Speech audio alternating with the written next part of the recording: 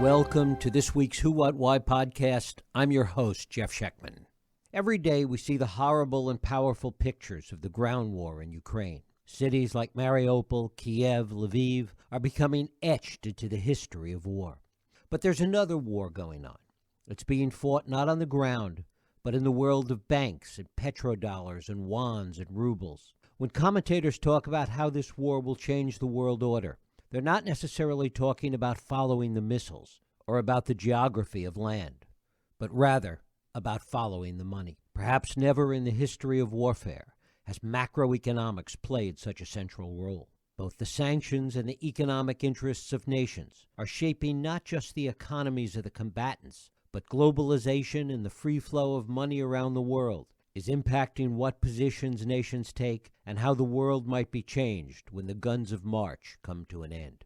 To best understand this, I am joined by Adam Tooze. Adam holds the Shelby Cullom Davis Chair of History at Columbia University, where he serves as director of the European Institute. He was named by Foreign Policy magazine as one of the top global thinkers of the decade, and he's the author of the recent book Shutdown: How COVID Shook the World Economy. His Substack newsletter Chartbook is a must-read for anyone concerned about the global economic order.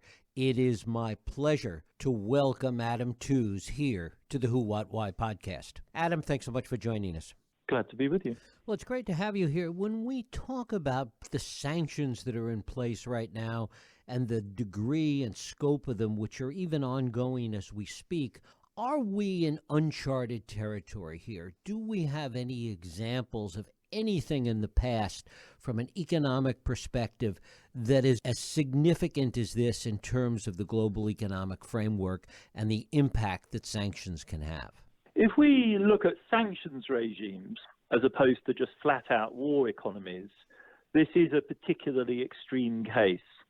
So some elements of the package that have been applied to Russia, are fairly generic, standard sort of sanctions mechanisms. You target oligarchs, you attack particular banks, you try and prevent the import to Russia of various tech products, for instance. America's measures against Russia's oil are also part of that common repertoire. And with regard to Iran and Venezuela, North Korea, we've even seen comprehensive measures against central banks, which are the really dramatic measure that was taken against Russia early on. But to apply that to Russia really is game-changing, because Russia's not, Iran is a very large country, let's be clear, but its economy is significantly smaller than that of Russia. And it was already marginal to the global economy in the way that Russia absolutely wasn't. And so to sanction a country with, depending on how you count it, somewhere between $490 and $600 billion worth of foreign reserves held, in absolutely good standing, central bank to central bank in the Fed or the European central banking system. That's very dramatic. It is the sort of thing that you do to an antagonist in war. And so to some extent, even the moniker, the sanctions, is a little misleading, because the sanctions are, to my mind at least, are something you apply to a state as it were to punish it for misdeeds, whereas what we've in effect done is taken the side of the Ukraine in an ongoing war, and we're applying to Russia, a very large economy, very radical measures. And how much more can we do? What have we held back on? And what are the things that could exacerbate even what we've done thus far? Well, it isn't really on the American side that one will need to look for that. I mean, the bottom line is that America's economic and financial relations with Russia are pretty small scale. They're not terribly important for Russia. They're vanishingly tiny from the American point of view. That isn't to say that there aren't big Russian companies and they have financial dealings in dollars, and those run, some of them, through American banks. But America doesn't buy a lot of Russian stuff, and Russia has, at least since the Crimea-Ukraine crisis, has also avoided buying things from America if it can possibly avoid to do so. So the real issue here is all about Europe, because Europe is the major customer for Russia's energy exports, which are its major hard currency earner. And there's nothing been done there at all, right? I mean, from the very beginning, it was clear that Europe was going to exempt Russian energy imports. Why? Because they're simply, vital to the ordinary functioning of the European economies. I mean, both Italy and Germany are hugely dependent, specifically on Russian gas.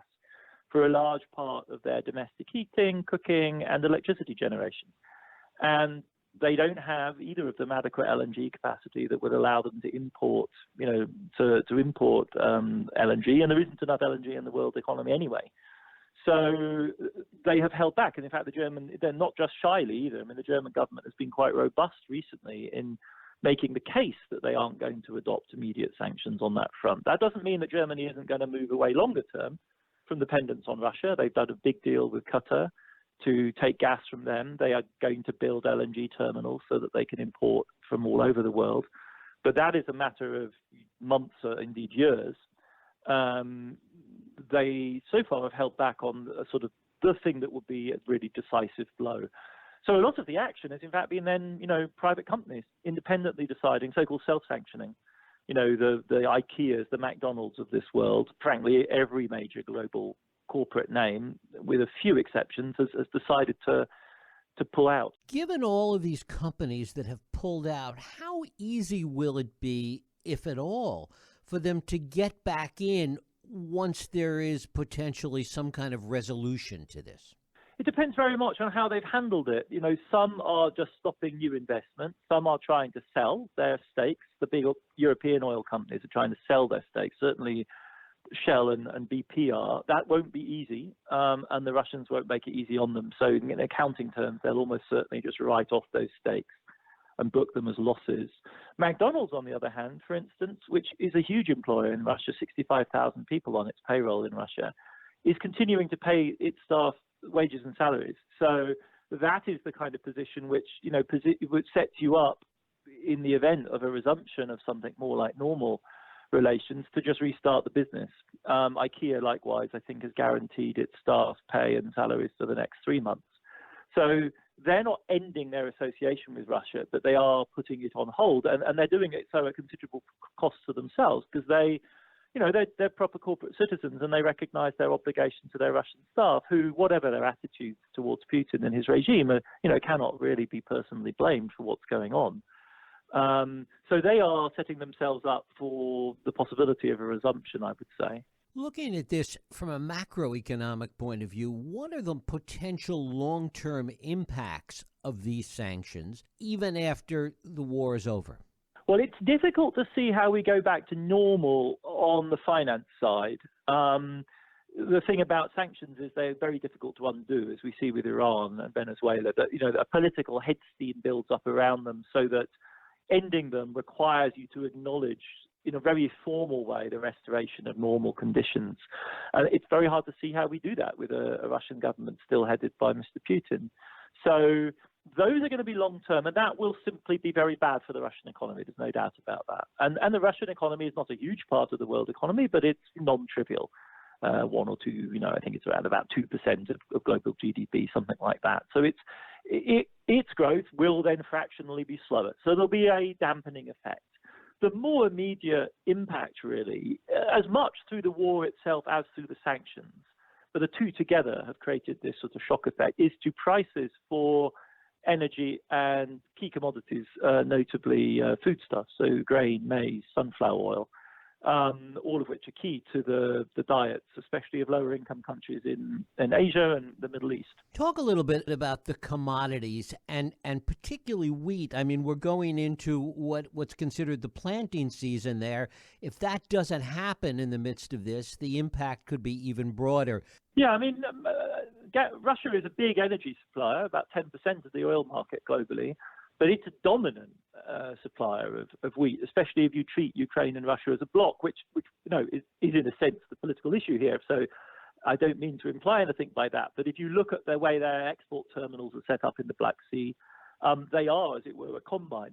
So taking Russia and Ukraine out of the global food chain is really dramatic in its impact. We lose 28% probably of global exported supply. That's huge. It's not global production because huge producers like China are largely self-sufficient, ditto for the US. But for the bit that's traded into the global market so as to feed countries which can't produce for themselves, Russia and Ukraine really are critical. And there's a variety of different things going on here. I mean, these aren't sanction effects, because sanctions for humanitarian reasons, American sanctions anyway, exempt food and medication. But de facto, if you've got a war going on across that southern strip of Ukraine, you can't farm, and you can't use the grain terminals from which, large-scale bulk shipments happen. Furthermore, because there's been at least one sinking of a vessel in the war zone, the major insurers, crucially the London Lloyd's insurance market, become wary of insuring traffic. And if you can't insure the cargo in the ship, you can't do the business. And then finally, what's happened is that as prices have surged, the finances of the brokerages that mediate between sellers and buyers, and that take the risk of the shipments in between, the merchants, if you like, that mediate this deal, their finances have come under huge strain, because they're dealing with much higher prices and much more volatile prices. And that makes it much more difficult to get credit and to then buy the financial derivatives, which are essentially a form of insurance on financial risk. And there is a real risk of some of the major global commodity markets just breaking down altogether. Nickel is one that has already basically failed. But I gather the big trading houses are worried also about the supply of diesel to especially low-income markets, which will just be, first to be cut off in the event of serious financing pressures. And how does that play out in terms of the long-term economic consequences, particularly in other parts of the world that will suffer the pain from this? Yeah, I think long-term is a little hard to tell at this point, but it's also salutary to remind oneself is that the long run is a series of short runs. And right now, what we're dealing with is an almighty shock. From the point of view of low-income countries, in fact, it's something akin to a perfect storm, because they are seeing three blows, right? They're seeing energy prices go up, and many of them are energy importers. And they import energy, for all sorts of things, but like oil and diesel, for instance, in low-income countries is widely used in small-scale generators to generate electricity. Or if you can't import diesel, you can't run your tractor anymore, and so agriculture is impacted. Then in urban areas like Egypt, for instance, a huge food importer, a grain importer, the cost of living for the urban masses, the low-income, poor Egyptians will surge. And one of the precipitators of the Arab Spring in 2011 was rising food prices. And the third thing they're being squeezed by is the old story that we were all fussing about, a couple of months ago, which is inflation and the decision by the big central banks, notably the Fed and the ECB, to begin raising interest rates. And those ripple through the world economy and, of course, squeeze the lower-income debtors hardest. So if you are a import-dependent, highly indebted, low-income country, you're being squeezed three ways at once. And if the IMF and the World Bank were worried about a global low-income debt crisis last year, they have even more reason to be worried now. And coming back to Russia, what are the dangers in terms of the pressure that was put on Russia's central bank and the potential for Russia to default on some of its obligations, and how does that play out? Yeah, the central bank measures were as dramatic as they were because, they were unannounced. In a sense, they couldn't be announced, because if we had announced that the central bank might be in the crosshairs of sanctions, it would have caused an immediate panic in the foreign exchanges, and would, in a sense, have been a sort of declaration of financial war by us on Russia even before Russia invaded Ukraine. So we withheld those measures until then they were announced. They are very blunt force. So are very unlike the sort of targeted sanctions on, oligarchs going after their yachts and stuff. Because when you hit the central bank, it affects the entire currency of a country, and that hits everyone. Because it affects the price of imports, crucially, in a country like Russia, and so it drives the cost of living up for ordinary Russians. It also induced a general panic in the financial system and caused bank runs, notably on Sberbank, the biggest bank, so big that half of Russians are thought to have accounts with it. And it's caused the Russians essentially to shut their financial markets now for weeks on end. So we don't really know what the fair market value of the ruble would be, because it hasn't been openly traded now for weeks. So that is the impact of those sanctions. It's very savage. The default issue is really, to a degree, a bit of a charade, to be honest, right? Because Russia has ample foreign currency to pay its debts. It's still earning every single day from European purchases of oil and gas easily enough money to service its debts. Russia's debt was quite widely held by Western investors because it was considered such high quality debt because Russia has such gigantic export potential. So the reason why they're talking about a default is the same reason they're now demanding that Europeans pay for gas in rubles. It's a form of counter pressure. Why should they pay foreign creditors when foreign powers are sanctioning Russia's central bank and denying Russia access to its hard currency reserves? It's a tit for tat measure in a financial war. And to my mind as well, I mean, there's a real ambiguity here about how one should think about those payments to Western investors, because, it's one thing to, invest your money in building McDonald's franchises to sell burgers to ordinary Russians. It's quite another, after Crimea, after Ukraine crisis 1, after the first round of sanctions were imposed, to calmly look at a bond prospectus from Putin's government, which includes page after page of red lines, warnings, health warnings about the geopolitical risk, and then lend him $1 billion in cold blood, which is what these Western creditors did. I mean, they are quite literally bankrolling Putin's regime with a geopolitical health warning attached to the loan. And it's not at all obvious to me what we should do or what we should think, how we should think about the hundreds of millions of dollars which Russia is now apparently determined to actually pay to its creditors. Because in a sense, their claims on Russia are being honored, whilst investors like McDonald's are just expected to absorb the loss. Ordinary Russians are just suffering a loss. And of course, the Ukrainians are paying in blood for the aggression of a regime which those Western investors helped to fund. Now, money's fungible, and of course they'll say, we didn't give our money for the military machine, but because it's fungible, it doesn't matter. If you provide funding to the Russian state, you are funding a regime of which you knew, and because it said it in the bond prospectus, the phrases were used, euphemisms like, as a result of disagreements about the status of Crimea, investors in this bond should know that the following persons have been sanctioned, and it is conceivable that these sanctions could expand. And nevertheless, the money was lent. Is there a point that this goes on so long that it has other consequences that we're potentially not even seeing yet? Oh, absolutely. It's very early days in this. I mean, first of all, the misery in the Ukraine will progressively intensify because I think it's increasingly obvious that the Russians reckon that their best way of achieving something that they can claim as a victory is a sort of siege warfare against Ukraine. That was their practice in Chechnya in the 90s. That was the sort of war that they helped to support in Syria from 2015 onwards. I think that's where we're going. So things are going to get much worse. The drama that will unfold from that is not just in the besieged cities, which will be horrible, but it will also be mass flight, and we're already seeing that, right? The refugee numbers in the last couple of weeks in Europe are staggering. It's up there with the worst, exodus from Afghanistan in the early 80s and from Venezuela at the height of the crisis unleashed by the Maduro and Chavez regimes.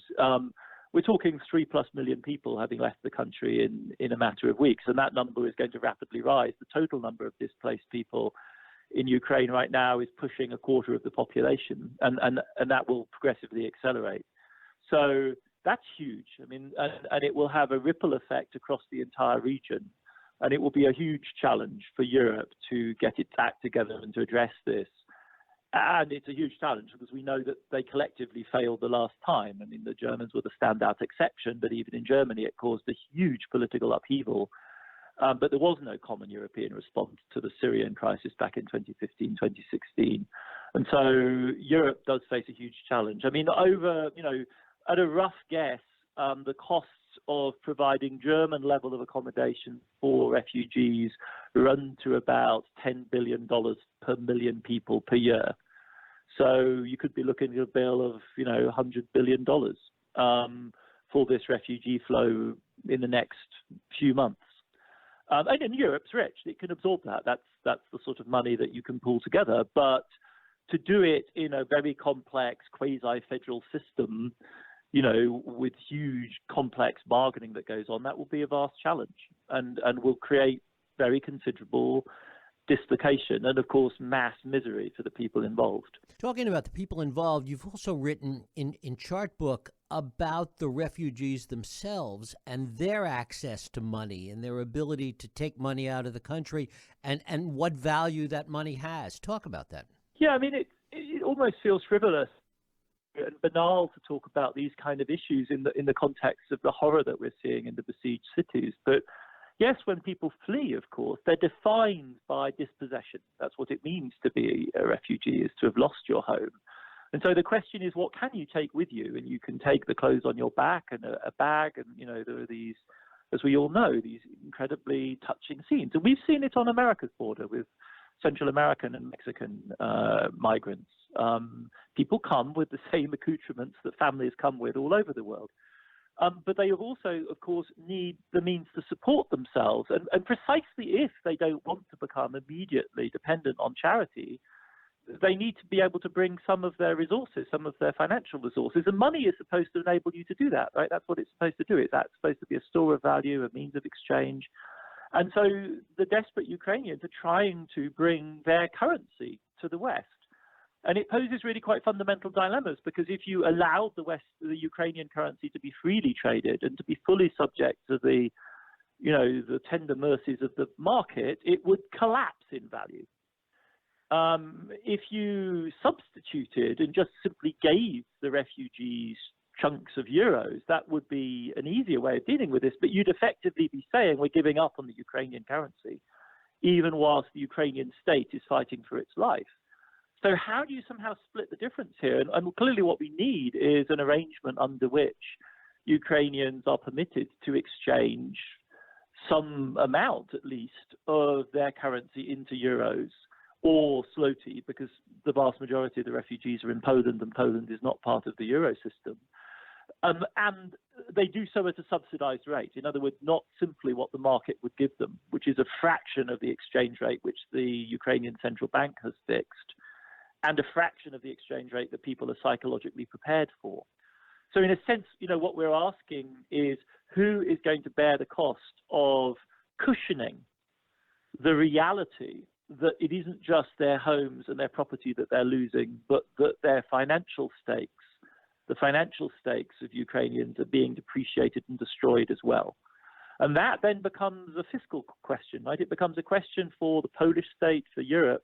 And the Poles, very much to their credit, and the Bulgarians and the Romanians are actively working at solutions. And they are able to do that because they are independent monetary systems. So the Polish government, recognizing the crisis, recognizing its role in dealing with this, is generously agreed quotas, if you like, that permit Ukrainians to exchange about $200 to $300 per adult to at least give them a float. The problem for Europe, the wider Europe and for the Eurozone, is that the ECB has an absolute bar on taking losses on its accounts, because that will be tantamount effectively to printing money for the purpose of supporting the Ukrainians. And it's not allowed to print money for any circumstance, because the fear was, when you create a European central bank, it will end up printing money to subsidize the budgets of feckless, and these are North Europeans talking, Southern Europeans who don't balance their budgets. This is the stereotype. It's a kind of racialized stereotype within Europe. But this hamstrings the ECB now, because there's no doubt that the ECB, like other European institutions, would like to come to the aid of the Ukrainians. But the biggest central bank in Europe can't act until it gets a guarantee from the national governments of Europe to absorb the loss. And they have to agree on what that would be. And as of earlier this week, anyway, they had not reached that point. The other question in all this is what role China plays and how they're impacted by all of this and what role they'll play going forward. Yes. I mean, I think like the rest of us, like the Ukrainians, like every smart analyst I read in Moscow, they're shocked by what's happened. No one really, I think, there in Beijing, any more than in most other places, thought Putin was actually going to invade. And then when he did, they didn't anticipate it becoming the extraordinary drama that it has become on account of the heroic and remarkably effective resistance of the Ukrainians and the incapacity of the Russian forces. So Beijing is facing a situation it just didn't anticipate facing. And this puts them in a very difficult position. And I think they must be profoundly uncomfortable because they thought of Russia as a true strategic complement. It's huge territory, massive raw materials, aligned with China at least in the extent that they share enemies in the United States and its claims to hegemony in Europe and in East Asia. And all of a sudden, Beijing must be wondering whether they saddle themselves to a new North Korea, much bigger, and with far more nukes. And that must be very, very worrying from their point of view. You could say, and some people say, oh, well, isn't Beijing waiting for Russia to fall into its lap? And I can see the logic of that, and there's certainly Russians who fear that that's what's going to happen to them. But I don't think that was Beijing's grand plan. I think they genuinely thought they had a potent ally, specifically in confronting America. And instead, like it or not, the Biden administration has played this crisis very coolly and is forcing Russia into a very difficult spot. So if the aim of the game was to have Russia as a powerful ally against the United States, that has not worked out well for Beijing. And does Russia become essentially a client state to Beijing? We have to see. I mean, it's easy to paint that kind of scenario. And it's certainly a possibility. It very much depends on what happens next, and we simply don't know in its very early stages. And I think one thing that Beijing will do is take its sweet time in deciding how really it wants to relate to Russia at this point. It's clear that, relatively speaking, the balance of power shifted in their favor, and that also means that they can afford to wait. It's Russia that has the urgency here now.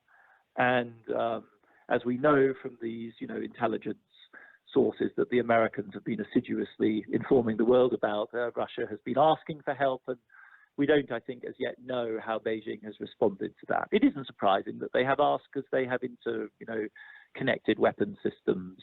They all live in a kind of interchangeable military universe, Russia and China. So that Russia should turn to them isn't surprising. But I think we just have to wait to see how Beijing will reply. Coming back to the commodity and food issue and the impact that this is going to have on those low-income countries that we talked about before, is this an area where China is going to try and take advantage of that opportunity, not unlike what they've done with Belt and Road?